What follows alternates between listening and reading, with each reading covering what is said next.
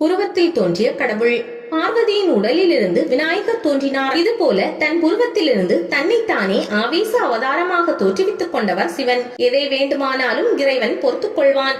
ஆனால் ஏமாற்றுக்காரர்களை மட்டும் மன்னிக்கவே மாட்டான்.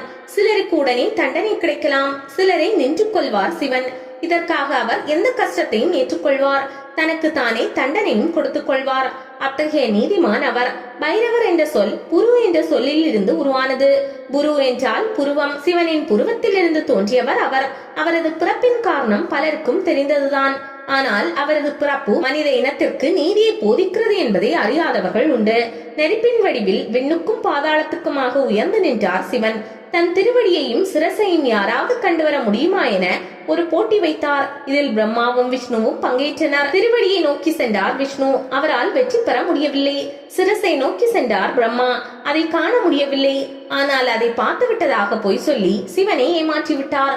உடனே சிவனின் புருவங்கள் கடும் கோபத்தில் நரைத்தன. அதிலிருந்து தண்டம் மற்றும் ஆயுதங்கள் ஏந்திய உருவம் நாய் வாகனத்தில் ஏறி வந்தது. ஏமாற்றுக்காரரான பிரம்மாவின் 5 தலைகளில் எந்த தலை பொய் சொன்னதோ அதை அறுத்தறிந்தது. புருவத்தில் தோன்றிய அந்த உருவம் புரு எனப்பட்டது. தமிழில் பைரவர் என தெரிந்தது. தண்டம் ஏந்தி வந்ததால் தண்டபாணி என்றும் பெயர் பெற்றது. தமிழகத்தில் முருகனை தான் தண்டபாணி என்போம். ஆனால் வடக்கே பைரவருக்கும் தண்டபாணி என்ற பெயர் உண்டு. ஒரு உயிரை வதைத்த காரணத்தால் தனக்கு தானே தண்டனையும் தந்து கொண்டார் சிவன். பிரம்மாவின் மனைவி சரஸ்வதியின் சாபத்தை ஏற்று தன் கையில் பிரம்மாவின் கபாலம் ஒட்டும்படி செய்தார். அதே வடிவில் பல காலம் சிரமப்பட்டார்.